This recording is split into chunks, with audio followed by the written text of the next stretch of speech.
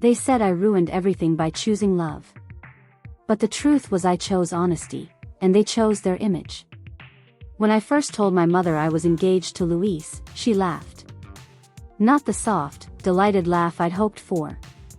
It was the kind of nervous, dismissive laugh people use when they don't know how to respond to a truth they hadn't budgeted into their future. My father, who had been quiet the whole evening, folded his newspaper and stared at his hands. Luis, my mother repeated, as if the name might change into something more presentable if she said it again. Is he, what does he actually do? He's a welder, I said. He's an excellent welder. He works at the shipyard and he's been saving to start his own fabrication business. He's reliable. He loves me. My mother tapped the knife against the water glass, staccato and impatient. A welder, she said. We had hoped for someone more suited, Imogen. I'm suited, I said. I kept my voice steady because I could feel the room filling up with the unspoken. Suitable meant status, bloodlines, and the soft padding of wealth. When my sister Caroline told them months later she'd accepted a proposal from Daniel Park, CEO, real estate, philanthropist on magazine covers, the dinner invitations multiplied overnight and my mother's laugh came out warm and genuine, like someone finally hearing the sound of a perfect plan executed. They loved my sister's fiancé the way people adore solutions, spotless, beneficial, and wrapped with the kind of credentials that matched family expectations. Caroline had been my sister since childhood, same school, same childhood bedroom, same Sunday dinners, but overnight she slipped into a different version of herself that fit their vision. She started talking about legacy and growing the family name. My parents beamed and bought new china. Luis came to meet my family once. He brought my favorite pastry from the bakery I forgot to mention to them. He wiped his hands on a rag before taking my mother's offered hand. He answered questions with the kind of modest pride men who work with their hands have, precise, unblinking, honest. He talked about the art of joining metal, the patience it demands, and the dignity of building something that lasts. My mother's face was polite while her eyes skated over the grease on his palms. Do you have retirement benefits? She asked finally in the tone of someone doing arithmetic. Is the schedule stable? Do you travel? Will you be able to support children? Luis smiled and said the things you hope people ask about because they care. We're planning for the future. I want to build a business. I want whatever we make to be enough for a family. He spoke softly about the apprenticeship he had done and the foreman who taught him to read blueprints like a language. He sounded like someone who knew how to commit. They didn't hear any of that. They heard only what they were primed to hear, risk. The same way they'd heard risk when I told them I wanted to quit law school 5 years ago and start my own small consulting practice. Back then they had called it a phase. But Caroline's choice? That was a path to prestige. It didn't take long for them to decide. I was inconvenient. The first real test of their patience came at my engagement party. I'd asked for something small, a backyard barbecue, because Luis loved to host, and he wanted his mother there. My parents insisted on an indoor venue at the club. For appearances, my mother said, arranging napkins with the kind of vigor that made it clear this was about optics, not comfort. Luis met my family with the same quiet warmth. He squeezed my hand under the table when conversation slid toward investments and university donors, and I felt his eyes ask me silently, is this worth it? I squeezed back and whispered, yes. 2 glasses into the speeches, my father stood up. We're proud of both our daughters, he began. He meant it, in the way fathers mean many things that mix unconditional love with conditioned hope. He turned to my sister and smiled like a man who had been gifted something he understood. Caroline will be joining the Parks in New York next season. Applause. Champagne glasses rose. My mother's smile shone like new silver. Then he looked at me with the same face and said, and Imogen is pursuing a different path. She's chosen someone who works with his hands. His voice slowed as if he were trying to be diplomatic, but the implication landed like a plate on the floor. My mother's ideal napkin folding stopped midair. The room shifted. If Imogen's choice aligns with her happiness, my father added, trying to soften the blow, we support her. But we also have to consider, and here, he checked for the right words, our family's future. That phrase, our family's future, felt like a verdict. After the party, my mother pulled me aside as our guests laughed and took selfies with Caroline. "I'm worried," she said in a low voice. "People talk. Friends talk. We have standards. You're my daughter, please don't make this harder than it has to be." It wasn't a request. It was an expectation. They wanted me to choose their world, not my own. When I refused to gloss over Luis's working gloves and call them less than, the fracture widened. Caroline stopped answering my calls. My father pretended nothing had changed, until he started leaving my messages unread. Invitations dried up, then stopped altogether. At first they called it a pause, a break they said was temporary until we could see how things would be. Then my mother began to speak in the kind of absolute sentences people use when they're rewriting family trees. "You married beneath your family," she told me finally, in a conversation that felt like extraction. "You could have married someone who would carry the name into the next generation with grace." "I married someone who loves me," I said quietly. "Luis works hard, and he loves me properly." The word properly suddenly felt like a rebellion I'd never learned how to make noise with. There were tears, there was tempered anger. There was the strange, clinical posture with which they explained to me that they loved me, but they could not condone my choice. They spoke of appearances and alliances, as if a marriage could be measured like a ledger. When they told me I was on pause from family gatherings, I felt something shift irretrievably. My father stopped inviting me to Sunday lunches. My sister untagged me from photographs she posted to social media. The cousin who used to call every week to chat about nothing suddenly sent me a single message: "We can't be close right now." The message read like a settlement. Luis held me when I cried in the dark. He said the things I needed, not the things they expected. "We'll build what we need," he whispered. "We'll make our own table." He kissed my forehead like a promise. He wanted us to start a life where the worth of someone was measured in faithfulness and work, not in bank balances. I thought that heartbreak was private. I thought we could solve it together. I didn't foresee the loud, performative moment that would come next. Caroline's wedding was a cathedral of brand names and photographers. My parents were on the best table, smiling in the official family shot. On the other end of the reception, they'd arranged a private lounge where donors and corporate partners toasted the new family alliance. I was not invited. I watched the pictures on my sister's feed from the other side of the city, posted by people who had once sent me silly gifts. My mother's profile wore the smile of someone who had chosen well. My sister's caption read, "Forever and always with Daniel." The comments swirled like confetti: "Congratulations, so happy, what a match." I sent Caroline a message on her wedding night. One simple line: "I love you. I'm happy for you." She replied hours later, "Thank you. Hope you're doing okay. C." That C was the punctuation of distance. I remember sitting on the steps outside my apartment later that night, breath steaming in the cold, and thinking of my parents' hands folded over china. I thought of my mother's polished shoes and my father's neat nods.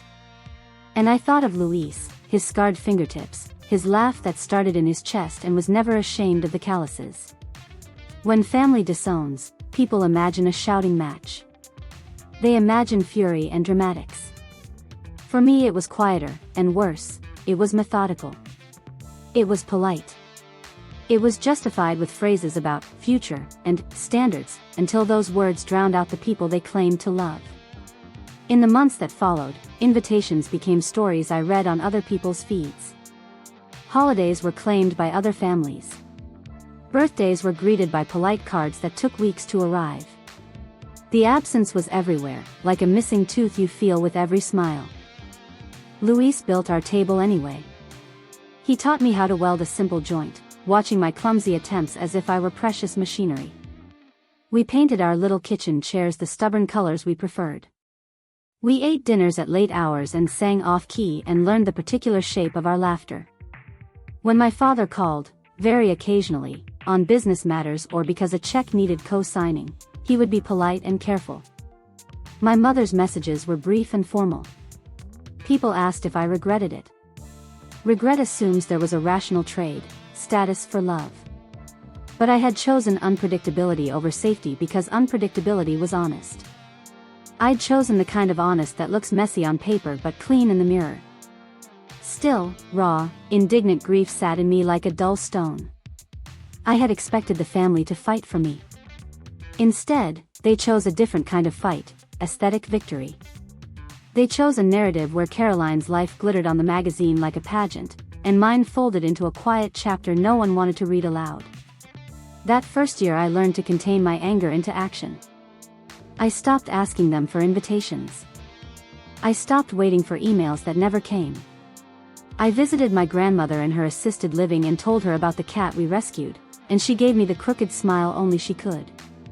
I found allies in unlikely places, neighbors who needed help with garage doors, a book club that met in the community center, the foreman at the shipyard who brought extra length of steel for our small projects. And in that quieter life, a stubborn, terrifying possibility began to form. Maybe the family I'd lost had been the one that never belonged to me in the first place. But the stone in my chest didn't dissolve easily. It calcified into a small, cold resolve that carried me to the next scene, the day my sister called and asked for a favor, weeks after the honeymoon glow had dulled, and I realized just how much I had been erased from her life. That call was the first portrait of a family that measures affection in convenience, and it was the beginning of what I would do next. They erased me when I chose love. But they remembered my number the second they needed something. 3 months after Caroline's lavish wedding, the kind whispered about in country clubs and posted endlessly across curated social media feeds, my phone lit up with a call from a number I hadn't seen in a while. My sister. I stared at the screen longer than I should have, thumb hovering in that space between impulse and hesitation. Luis looked up from welding a railing in the garage, his face shield lifted. "It's her?" I nodded. "Take your time," he said gently. "But curiosity has its own gravity." I answered. "Imogen?"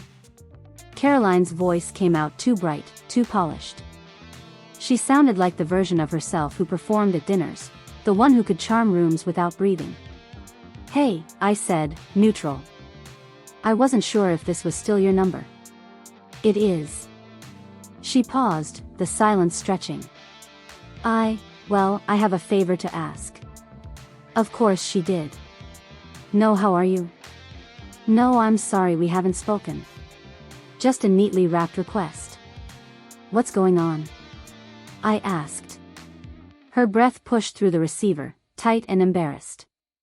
"Daniel and we had a plumbing issue at the condo. A pipe burst. It's a mess. Everyone's quoting ridiculous numbers. Daniel thought you might know someone? Someone inexpensive but reliable?" There it was. My usefulness resurfacing. Not my presence. Not my relationship. Just my network, the one built through Luis's trade. I pressed my lips together. "I can ask Luis," I said. Her relief was immediate, weighty. "Thank you." "Oh my God, thank you." I hesitated. "Caroline, why didn't you ask Mom and Dad?" This silence was different, thicker, hesitant. "Because, well..." I waited. "They said it wasn't their place. Daniel is the man of the house now." I nearly laughed. Not because it was funny, but because it revealed everything. They had passed me up like a chipped heirloom. But my sister? They had placed her neatly into Daniel's world and stepped back, polished and smiling. They weren't going to step into her problems, not when those problems could tarnish the perfection they'd curated. So they said no, I said quietly. "Yes," she whispered. "And you know contractors. You can help. Not you can help because you're my sister. Not you can help because I love you. Just because I know contractors." I swallowed the bitterness. "Send me the address. I'll come by." Sparkles arriving at the condo, another world. The next morning, Luis and I drove to Caroline's condo. It was in a luxury high-rise along the waterfront, security gates, valets, private elevators. Places where the floors smelled like lemon polish and quiet expectations. Caroline opened the door still wearing silk pajamas. When she saw Luis, she hesitated just half a breath, the same half breath my mother had once taken, the silent moment where they recalibrated their expressions to hide judgment. But Luis smiled, warm as always. "Morning, Caroline. Heard you've got a stubborn pipe." She blinked, flustered, then nodded. "Yes. Thank you so much for coming." "Really?" We stepped inside. Daniel wasn't there, a blessing and a mystery. His absence echoed in the sharp, immaculate lines of the living room, where nothing was out of place except the frantic pile of towels near the bathroom. Luis bent down to assess the damage. I watched Caroline's anxious pacing. "You're lucky it didn't hit the wiring," he said. "But this isn't complicated. A few hours at most." Caroline released a shaky breath. "Thank God." Luis got to work. I stood by the kitchen counter, arms crossed. "Why didn't you call me sooner?" I asked softly. Caroline froze. "I wasn't sure you'd want to talk," she admitted. "I wasn't sure you wanted to talk either," I replied. Another silence. "You know why Mom was upset," she said carefully. "She has expectations. And I didn't meet them," I finished. "Right. No. Yes," I said. "Caroline, it's fine to say it." She rubbed her temples. "I didn't want to be in the middle." "You weren't in the middle. You chose the side that benefited you," I said quietly. Her eyes glistened, but she didn't deny it. Sparkles the dinner invitation, and the shift. When Luis finished, he washed his hands and wiped them on a towel. Caroline hovered anxiously. "How much do I owe you?" she asked. Luis shook his head. "Family doesn't pay me." Her expression cracked, gratitude mixing with guilt. "Thank you," she whispered. Then, surprising us both, she said, "Can you two stay for lunch? Daniel will be back soon. He'd want to thank you. And I want you to meet him properly." I blinked. Caroline wanted us there. Voluntarily. Not for convenience, but maybe for something like reconciliation. Luis glanced at me. "Your call." I nodded. "Sure." She set the table and fussed with cutlery. It felt stiff, the kind of hosting someone does when they're performing normalcy instead of living it. When Daniel arrived, he was polite enough, the way men who are used to being treated with admiration perform humility. He thanked Luis sincerely, shook his hand, and made a comment about good craftsmanship. But something in his tone rubbed against me, not dismissive, not superior, but unaware. As if Luis's world was peripheral. Not central. Not equal. Caroline watched us all carefully, as if testing how we fit together. At one point Daniel asked me, "So, Imogen, what does your husband plan long-term?" "Welding is transitional, right?" Luis answered before I could. "Transitional into owning my own fabrication business." Daniel raised his brows. "Oh. That's impressive." I felt a strange flicker of pride. And something else, injustice. Because here was the man my family had accepted instantly, speaking to the man they dismissed before even knowing him. And the difference wasn't character. It was class. Sparkles the confession that changed everything. After lunch, Caroline walked us to the elevator. "Imogen," she said quietly, "thank you for coming. Really. I miss you." I studied her. Really studied her. She looked tired. Her smile was practiced. Her voice was thinner than I remembered. "Do you?" I asked softly. She swallowed hard. Then. "Yes. I do. I miss having a sister." "And yet," I said, "when Mom and Dad chose to exclude me, you stayed silent." Her gaze dropped. I was afraid, she whispered. Of what? Losing me? No. Of losing them. But you lost me anyway, I said gently. She broke, not dramatically, but in the smallest tremor of her chin. I made a mistake. Which one?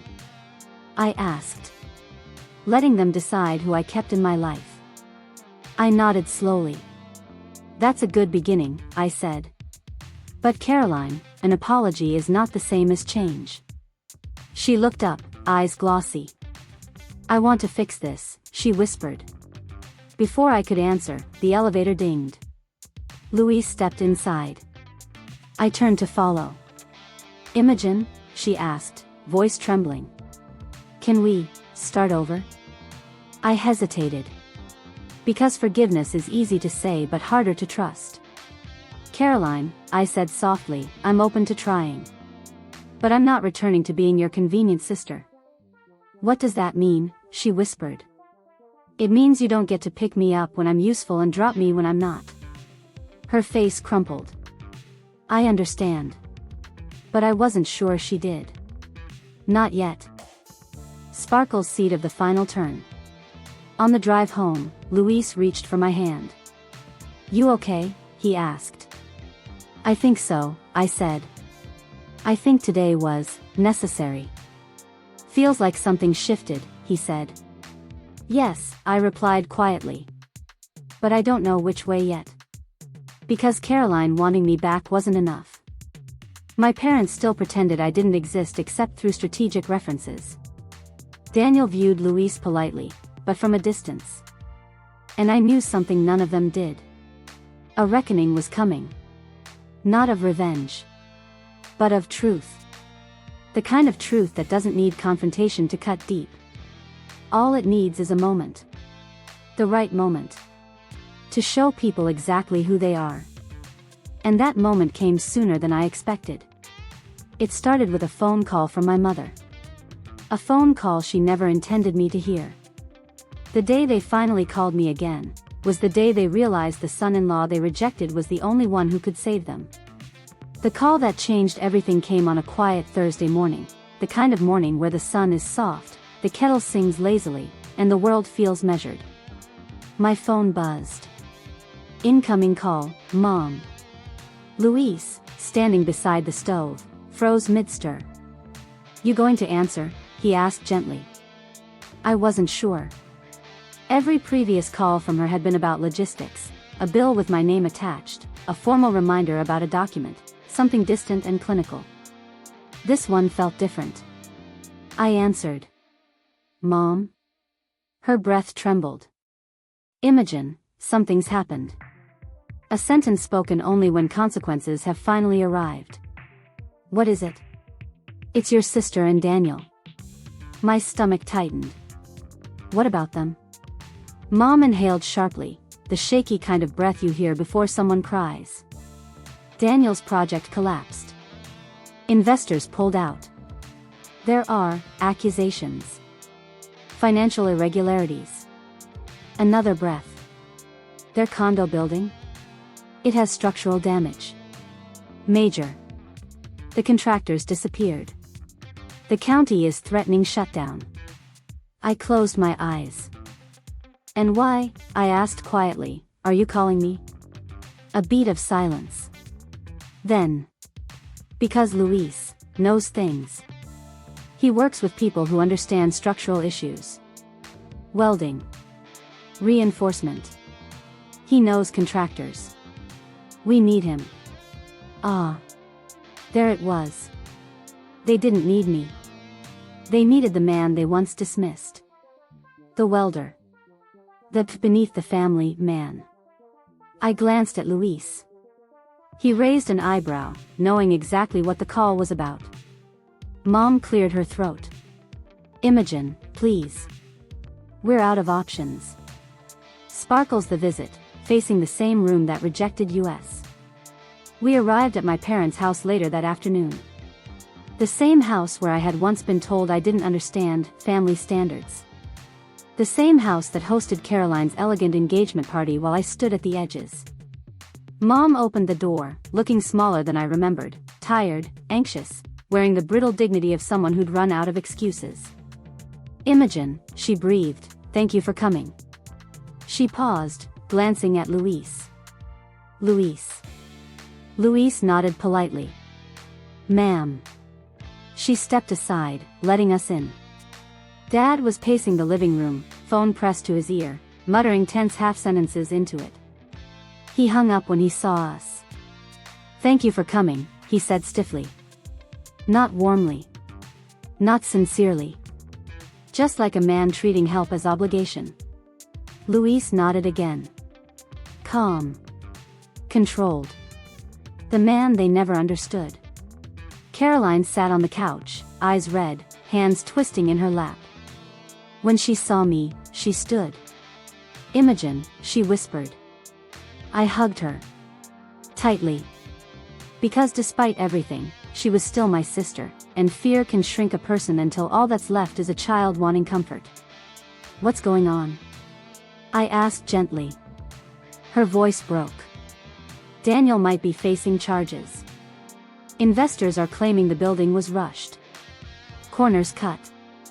Welds not secure. There are cracks in support beams." Luis raised a brow. "If welds are the issue, then it's a structural failure. Who did the work?" She swallowed. "A company Daniel hired, they're gone. Vanished." Dad interjected sharply, "We need someone reputable to examine the structure, give a counter-report, and..." Luis held up a hand. "I'll stop you right there," he said calmly. "I don't fabricate evidence. I don't fix paperwork. I don't play politics. But I can inspect the building and tell you the truth." Dad looked irritated. "The truth is we need this project cleared." Luis stared at him evenly. "The truth," he said, "is that safety comes first." Mom stepped in quickly, smoothing her tone. "Of course, Luis. That's what we meant. We just need someone we trust." I almost laughed. Mom saw it in my eyes. Her cheeks flushed. Sparkles at the condo, where legacy met consequence. Luis inspected the building the next morning. The damage was real. Not catastrophic yet, but heading there. The welds were weak, inconsistent, rushed. Corners had been visibly cut. "These aren't structural welders," Luis said, crouching and tapping a beam with the back of a wrench. "These are amateurs. Cash job workers. Not licensed. Not certified." Caroline's face drained of color. "He said they were the best." "He lied," Luis said simply. He continued. "And if inspectors shut this down, which they will, every resident will be displaced. You, Daniel, your investors, this will get ugly." Caroline covered her mouth. "Can you fix it?" I asked quietly. Luis straightened. "Yes. But not alone. And not quietly. It'll take a full crew and full transparency." Caroline turned to me, voice breaking. "Imogen, please. Tell him to help." I held her trembling hands. "Caroline, he is helping." "But Mom said..." "No," I said firmly.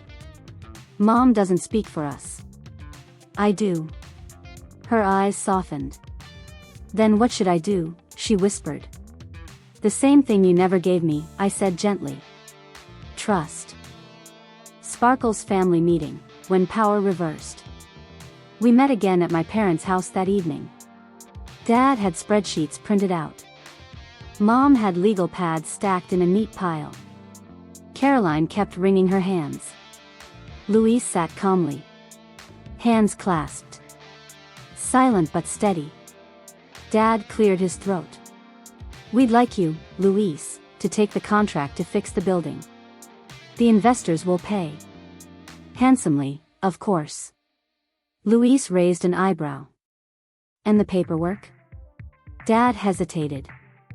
"We'd appreciate if you didn't mention the irregularities. Just fix the structure." Luis shook his head. No. Mom gasped softly. No. No, Luis repeated. If I fix that building, it will be with full transparency, full permits, full documentation. No shortcuts. Dad's jaw tightened. Young man, you don't understand. Luis leaned forward slightly. No, he said calmly. You don't understand. Welding isn't a hobby. Structural integrity isn't politics. Lives depend on this. You asked for my help. This is how I help. And in that moment, with that quiet, unwavering conviction, my parents finally saw the truth. Luis wasn't beneath them. He was beyond them. A man of skill. A man of integrity. A man of standards they couldn't fake their way around. Caroline turned to our parents. Please, she whispered. He's right. Dad deflated. Mom looked at me, really looked at me, for the first time in years. I misjudged him, she whispered. Yes, I said simply. You did. And you? She asked softly. Did we misjudge you too? I met her eyes. I think you judged who you wanted me to be. Not who I am. She began to cry. Sparkles the quiet revenge, walking away on my terms. Luis took the contract. On his terms. Full transparency. Full oversight. Full integrity. When he brought in certified welders, 3 inspectors praised the work. Investors thanked him. Daniel, shaken and humbled, shook his hand. But the revenge wasn't that Luis saved them. It wasn't even that they needed the man they had rejected. The revenge was quieter, deeper. They finally understood the value of what they had thrown away. When the repairs were finished, my parents invited us for dinner, a reconciliation attempt wrapped in table settings and forced humility. I declined. Politely. Calmly. Finally empowered. Imogen, my mother said softly, please, let's start over. I'm willing to rebuild, I said, but not on the old terms. And what does that mean? She whispered. That you don't get to choose when I'm family, I said. You don't get to claim me when I'm useful and erase me when I'm inconvenient. Dad lowered his head. Mom nodded, tears silent. Caroline hugged me tightly, sobbing, I'm sorry. I'll do better. I promise. I rested my chin on her shoulder. I hope so, I whispered. But this time, I'm not bending myself to make you love me. Sparkle's epilogue, the new table. Luis and I built our own life. Our own table. Our own traditions. Our own sense of enough. My family came back slowly, carefully, like people approaching a house they once burned and want permission to enter again. Forgiveness took time. Trust took longer. But dignity? That came the moment I realized I didn't need their approval to love the life I built. The welder they disowned became the man who saved them. And the daughter they dismissed became the one who chose herself. Quiet revenge isn't loud. It's living well. And letting the truth do the rest.